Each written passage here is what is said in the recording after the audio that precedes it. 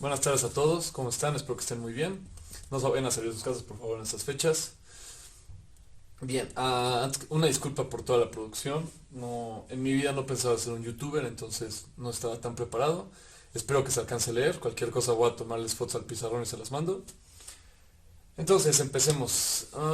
Capítulo 29 de Tipens, magnetismo. Ya la primera parte del semestre vimos toda la electricidad. No, enfócate aquí, exacto. Esta parte vamos a ver magnetismo, ¿no? Entonces un poquito de historia antes. Magnetismo pues viene del griego, de una zona en Grecia que se llamaba Magnesia, ¿ok? Y pues en el siglo 5 a.C. se dieron cuenta, hace como 2000 años, más, 2000, 2500 años, se dieron cuenta que había un material, como una especie de metal, óxido de hierro, que podía jalar, chupar, ¿no? Como otros pedacitos de metal que no tuvieran esta propiedad. Entonces a este metal, que podía jalar otros metales, le llamaban magnetita, lo que hoy conocemos como un imán, solamente pues por lo mismo, por la zona en la que estaba. Entonces, pasaron muchos años después, ¿no? Ya no había tantas guerras, o sea, sí había guerras, pero ya no tantas. Pasaron muchos años después y en China se dieron cuenta que estos pedacitos de imán, si tú los ponías sobre pues, lo que se conoce como una brújula, si tú los pones sobre un punto con poca fricción, pues iban a girar y siempre te iban a apuntar hacia una dirección. Si yo pasaba acá, apuntaba para allá, siempre apuntaba a la misma dirección. Entonces se dieron cuenta que con eso pues podían salir en barco y pues a lo mejor no era lo que se conoce hoy en día como el norte, el polo norte, pero pues ya se podían empezar a orientar. En el siglo XIII se descubre que tienen dos polos, ¿no? Es lo que hoy conocemos como el norte y como el sur. Y pues empiezan a hacer experimentos con estos y se dan cuenta que los polos opuestos siempre se atraen y polos iguales siempre se repelen, ¿no? Parecido a lo que vieron en la electricidad. Entonces, bueno, ya se lo saben, yo creo, pero igual es bueno recordar. Importante, un imán siempre tiene estos dos polos, ¿ok? No importa si yo parto mi imán en dos, es como un espejo, pues es como, o sea, si yo rompo un espejo, voy a tener muchos espejos más. Lo mismo con imán. Si rompo un imán, no me quedo con con el polo norte y con el polo sur, sino vuelvo a hacer otros dos imanes. Lo rompo, pum, me va a quedar un imán norte-sur, otro imán norte-sur, ¿ok? Eso se llama un dipolo y siempre va a estar. En electricidad, un monopolo se llamaba que solamente era una carga positiva o carga negativa, podías tener alguna de las dos. Cuando se trata de un imán, siempre están las dos, ¿ok? Entonces, si en algún momento encuentran un monopolo magnético, pues se ganan un Nobel. Y pues estaría muy cool porque revolucionarían bastantes cosas, pero todavía no se encuentra. Entonces, en el siglo XVI, después llega un cuate que se llama Gilbert y se da cuenta justo con los experimentos que la Tierra tiene un campo magnético. No se sabe cómo empieza, ¿no? O sea, se cree que por toda la actividad del núcleo de la Tierra, pero cómo empezó eso, pues quién sabe. Pero lo importante aquí, el experimento importante es este de 1819 de un físico danés que se llama Ørsted. No sé cómo pronunciarlo. Si alguien sabe danés me puede decir, pero es como Ørsted, algo así. Y se da cuenta que si tú ponías un imán cerca de un cable que estaba pasando cierta corriente, la brújula, perdón, una brújula al lado de un cable que pasaba cierta corriente, la brújula ya no iba a apuntar hacia el norte, sino se iba a desviar. Entonces, este experimento es muy importante ya que es el que logra juntar toda la teoría eléctrica lo que da principio a juntar la teoría eléctrica con la magnética, lo que se llama una teoría de campo, algo que junte dos grandes cosas. Por eso, este curso se llama electromagnetismo. Ya vimos electricidad, pues ahora estamos viendo magnetismo. Esto es un poquito de historia. Y bueno, pues con esto justo entonces empiezan las ecuaciones de Maxwell, o sea, se entiende qué es la luz, etcétera, etcétera, etcétera. Cuando estén en una ingeniería lo van a ver con más detalle. Ahorita lo importante es estudiar entonces esto de los imanes. Bien, parecido a lo que había en campo eléctrico, aquí también hay líneas de campo magnético. Y pues como funcionan justo es que salen también estas líneas del polo norte, bueno, o sea, del polo N, o sea, de uno de los polos, del polo norte y van hacia el polo sur, ¿ok? Pero en lo que pasaba en electricidad, adentro de las cargas no había campo eléctrico, pero dentro de los imanes sí hay un campo magnético, ¿ok? Entonces toda esta línea de campo magnético también pasa por dentro del material. Y lo que les contaba, pues entonces los campos magnéticos opuestos, perdón, los polos magnéticos opuestos se van a atraer, ¿no? Van a salir del norte y van a entrar al sur. Mientras que los mismos, los que sean iguales, pues se van a ver así, por ejemplo, para los del norte, que son los que salen, o sea, convencionalmente se dice que para los del norte son los que salen, y los del sur pues van a ser las mismas líneas, solo que el sentido en vez de ir para arriba, pues van a ir para abajo. Pero esto funciona idéntico al campo eléctrico, ¿ok? Las líneas salen del norte, entran al sur, pasan por dentro del material, el campo magnético pasa por dentro del material, polos opuestos se van a atraer, ¿no? Y polos iguales, se van a repeler. No estas líneas de campo no van a entrar una respecto a la otra, entonces se van a repeler. Idéntico a lo que funciona en campo eléctrico. Ok, entonces, platicando el experimento de este físico danés, Oeger, no sé, supongamos entonces que este punto, este de acá es una corriente que está entrando hacia el pizarrón, ¿ok? Y esta es una corriente que está saliendo del pizarrón. Entonces, lo que decía este cuate era que si tú tenías un cable en donde pasaba cierta corriente y tú ponías un compás, pues el compás iba cambiando conforme pasaba esto por la presencia de este campo eléctrico. Entonces, si tú tienes una corriente que va para acá, pues vemos cómo se va inclinando para acá. Decimos que el campo eléctrico está yendo en el sentido de las manecillas del reloj. Mientras que si ahora el campo eléctrico saliera del pizarrón, pues sería inverso a las manecillas del reloj. Entonces, para determinar esto, para determinar si el campo eléctrico va para acá o si va para acá, se usa lo que es la regla de la mano derecha. Esta es mi mano derecha. Entonces, en este caso el campo eléctrico está entrando para acá, ¿no? El pulgar apunta hacia dónde está entrando. Está entrando hacia acá, veo como el campo eléctrico va hacia donde cierra el puño. Mientras que si sale, veo cómo va para el otro lado, ¿ok? Entonces regla de la mano derecha, muy importante. Entonces el campo magnético se determina con una B, no sé por qué, pero en sistema internacional es Tesla, ¿ok? Entonces Tesla es el que le puso su nombre a estas unidades. Y un Tesla de campo magnético es muchísimo. Para que nos demos una idea, el campo eléctrico de la Tierra es de 40 microteslas. Entonces, un Tesla es bastante, ¿no? Pero entonces este es el principio que, que vamos a estar utilizando para definir lo que es una fuerza debido a un campo magnético. Y pues ya, ¿no? Este es el principio fundamental. Entonces quédense con esta información, ¿va? Bien, entonces sigamos con lo que íbamos. Supongamos que esto rojo es un imán, ¿no? O sea, ¿no? Donde esta parte de acá es el polo norte, esta parte de acá es el polo sur, y pues justo lo que vimos es que el campo magnético también va a atravesar dentro de este material, ¿ok? Entonces la línea de campo magnético, vean cómo va de norte a sur.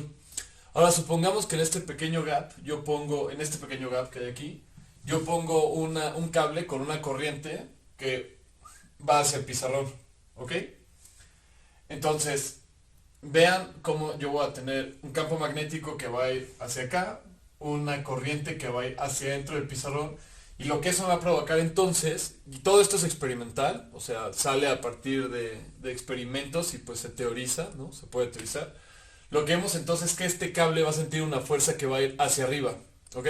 Y pues seguimos con la misma reglita de la mano derecha. Lo que vamos a tener es una corriente que va a ir hacia allá, un campo eléctrico que va a ir hacia acá, y lo que va a provocar va a ser una fuerza que va a ir hacia arriba, ¿ok? Supongamos que ahora la corriente en vez de ir para acá, pues va para afuera, ¿ok? Entonces el campo magnético sigue yendo para allá, la corriente ahora va hacia ustedes, por decir así, y la fuerza entonces va a dar hacia abajo, ¿ok? Entonces, lo que decimos es que la fuerza provocada por, la fuerza provocada por el campo magnético es el producto cruz entre la corriente y el campo magnético. Este producto cruz simplemente significa esto de acá, ¿ok? Lo que les decía, que si yo tengo que I y B son perpendiculares, me va a quedar una fuerza que va a ir hacia arriba. Si I va hacia el otro lado, pues la fuerza va a ir hacia abajo. Significa eso nada más, no se preocupen. Entonces, vamos a este lado del experimento ahora. Supongan ahora que yo tengo una corriente que va a ir hacia este sentido, ¿ok? Va hacia allá. Entonces, por la reglita de la mano derecha voy a tener, alrededor de voy a tener un campo magnético que va a ir haciendo así, ¿ok? Son justo estas entradas. Aquí va a entrar una línea de campo magnético, aquí va a entrar otra línea de campo magnético y aquí va a entrar otra línea de campo magnético. Va así con la mano derecha, ¿ok? Entonces, ahora supongamos que justo en eso donde está entrando, yo pongo otro cable que lleva cierta corriente I2. Pues ahora estas, pues por lo mismo, van a generar un campo magnético que va a estar saliendo en este punto y en este punto, ¿no? ¿Están de acuerdo? Porque entra por arriba, perdón, sale por arriba y entra por abajo, ¿ok? Sale por arriba y entra por abajo. Entonces, bajo esto mismo, pues lo que nosotros vamos a tener es que la corriente, en el caso de abajo, la corriente va para acá, el campo magnético va a ir hacia adentro, entonces vamos a tener una fuerza que va a levantar el cable. Y si pongo otro cable arriba, pues voy a tener justo lo contrario. La corriente va a ir hacia acá, el campo magnético va a estar saliendo, entonces la fuerza va a dar hacia abajo. Entonces, ¿qué me va a dar esto? Que pues los cables se van a juntar, ¿no? Si yo tengo dos cables aquí que están pasando cierta corriente, los cables se van a juntar. Pero si yo volteo uno de estos, ¿qué va a pasar con los cables? Se van a separar, ¿ok? Entonces esto también parte de un experimento y con lo que nosotros, o sea, bueno, lo que vemos después es que, pues justo al final lo que vamos a tener cargas aquí van a ser cargas que se están moviendo, ¿ok? Entonces, insisto, esto también es experimental. Entonces supongamos que nosotros tenemos una carga que va a tener cierta velocidad, ¿ok? Se va a mover hacia algún punto. Lo que vieron, por ejemplo, las cargas aquí pues, se van a mover para acá, pero la fuerza, las cargas negativas se van a mover hacia acá, ¿están de acuerdo? Pero la fuerza vemos que va a ir hacia abajo. Entonces, la fuerza provocada por el campo magnético es perpendicular a la velocidad de la partícula, a la trayectoria de la velocidad de la partícula. Pues entre mayor corriente tenga, pues mayor velocidad va a agarrar la partícula, ¿no? Mayor va a ser mi fuerza debido al campo magnético. Y pues entre mayor carga pase, pues va a pasar lo mismo. ¿Qué quiere decir esto entonces? Que la fuerza provocada por el campo magnético es proporcional a la velocidad de las partículas, ¿ok? Y a la carga de dichas partículas, ¿ok? Entonces, justo por todo esto que estábamos poniendo un poquito más, que estábamos poniendo acá atrás, decimos que la fuerza provocada por el campo magnético es la carga la carga de la partícula, ¿ok? Por el producto cruz de la velocidad que traiga la partícula y el campo magnético. Esto lo van a ver más adelante en la carrera, pero quédense con esto. Este producto cruz simplemente es seno de teta. Así como el producto punto es coseno de teta, el producto cruz es seno de teta. Entonces podemos decir que la fuerza del la fuerza de una partícula, ok. La fuerza que siente una partícula debido a un campo magnético es la carga que trae esa partícula, la velocidad que traiga esa partícula y el campo magnético por el seno de teta que hay entre la velocidad y el campo magnético. ¿Ok? Que eso es como más o menos está representado aquí. Pero esta ya es la fórmula importante. La voy a poner en rojito. Y esta se le conoce como la fuerza de Lorentz.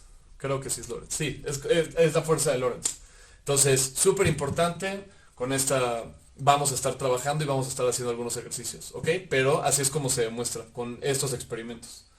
Que aquí hay un producto cruz, ¿no? Si la corriente va para acá y el campo magnético va hacia acá, la regla de la mano derecha, campo magnético, campo eléctrico acá, hacia dentro del pizarrón, fuerza por arriba, si los volteo, la fuerza va para abajo, ¿ok? Y en este caso, pues es lo mismo, ¿no? Solamente es un experimento lindo para ver qué pasa si pongo dos cables juntos. Si van hacia la misma dirección los cables se tienen que juntar, si van en diferentes direcciones las corrientes se tienen que separar, ¿ok? Entonces por eso tienen algunos aisladores siempre los cables que van pegados a las computadoras y demás, porque si no las cosas se estarían pegando todo el tiempo debido a estas fuerzas, ¿ok? La fuerza entonces provocada por el campo magnético es perpendicular a la velocidad. La magnitud es directamente proporcional a la velocidad. También es directamente proporcional a la carga. Y pues podemos, a partir de este experimento y esto, podemos decir entonces que la fuerza de una carga provocada por el campo magnético es la carga, velocidad, campo magnético, seno de teta. ¿Ok? Hasta ahí vamos bien. Bien. Entonces tenemos un problema que dice lo siguiente. Un protón se mueve verticalmente hacia abajo con una velocidad de 4 por 10 a la 6 metros sobre segundo a través de un campo magnético de 0.4 teslas dirigido hacia la derecha, ¿ok? Entonces calcula la fuerza que siente el protón. Entonces podemos hacer como una especie de diagramita de cuerpo libre. Y lo que vamos a tener entonces es que este protón se va a estar moviendo con una velocidad hacia acá de 4 por 10 a de 4 por 10 a la 6 metros sobre segundo, o sea, 4 millones de metros por segundo. Sí, bastante rápido. Tenemos un campo magnético de 0.4 teslas, bastante grande, ¿ok? Y pues tenemos que calcular entonces la fuerza. Entonces vemos que la fórmula que tenemos es QBB seno de teta, ¿no? La carga de la partícula por su velocidad, por el campo magnético, por el seno de teta que se produce entre estos dos, ¿ok? Pero pues como te estoy diciendo que uno va hacia abajo y el otro va hacia la derecha, pues nosotros sabemos entonces que este ángulo es de 90 grados. Entonces seno de 90 pues te va a dar 1. Nos va a quedar entonces que la fuerza va a ser igual a 1.6 por 10 a la menos 19, que es la carga de un protón. Un protón es un electrón pero positivo. Coulombs por 4 por 10 a la 6 metros sobre segundo por 0.4 teslas, ¿ok? Esto lo metí en la calculadora, según está bien. 2.56 por 10 a la menos 19 coulomb metros sobre segundo por tesla. Pero como es fuerza, Newton, todo está en sistema internacional. Entonces no debería haber ningún problema ahí. Entonces vean cómo aquí lo que podría llegar a ser complicado, pues es justo este seno de teta, ¿no? O sea, lo que nos interesa conocer a nosotros es justo el ángulo que existe entre el campo magnético y la velocidad que traiga nuestra partícula. La fuerza es muy chiquita. Ay, no, no es menos 19, es menos 13. Sorry. Ahí está. La fuerza es por 10 a la menos 13, no menos 19, perdón. Y vemos que es muy chiquita, ¿por qué? Porque quedamos que la fuerza es directamente proporcional a la carga. Entre menos carga tengamos, que en este caso es muy poquita, pues menor va a ser la fuerza. Pero supongamos que fuera una carga más grande, pues este número iba a ser más grande. ¿Ok? Entonces, sencillo, no hay ningún problema. Bien, vamos a seguir derivando un poco más esta ecuación y vamos a ver qué podemos hacer aquí con esto. ¿Ok? Se me olvidó mencionar, pero rápidamente, si el campo, bueno, de la fuerza, que era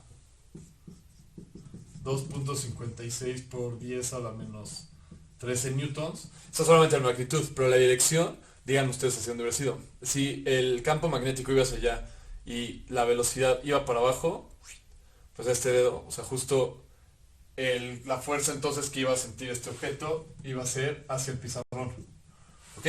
Campo magnético, la fuerza va para abajo, levanto el pulgar, que es lo que queda, es la fuerza, va hacia el pizarrón. Velocidad, ¿cómo hacerlo? Campo magnético, velocidad, es este de acá, y pues la fuerza entonces va a tener que ir hacia adentro. Eso se me olvidó. Ok, entonces, ahora supongamos otro caso. Supongamos que tenemos un cable, ¿no? Es este negro, que tiene una cierta longitud L, ¿ok? Y pues lo que vamos a tener es que este cable va a tener cierta corriente. Entonces, pues yo aquí en este punto voy a tener una carga y pues esta carga va a sentir un campo magnético que va a ir hacia acá, ¿no? Pero la velocidad pues va a ser paralela al cable, ¿no? Porque hasta el final la carga se va a estar moviendo para allá.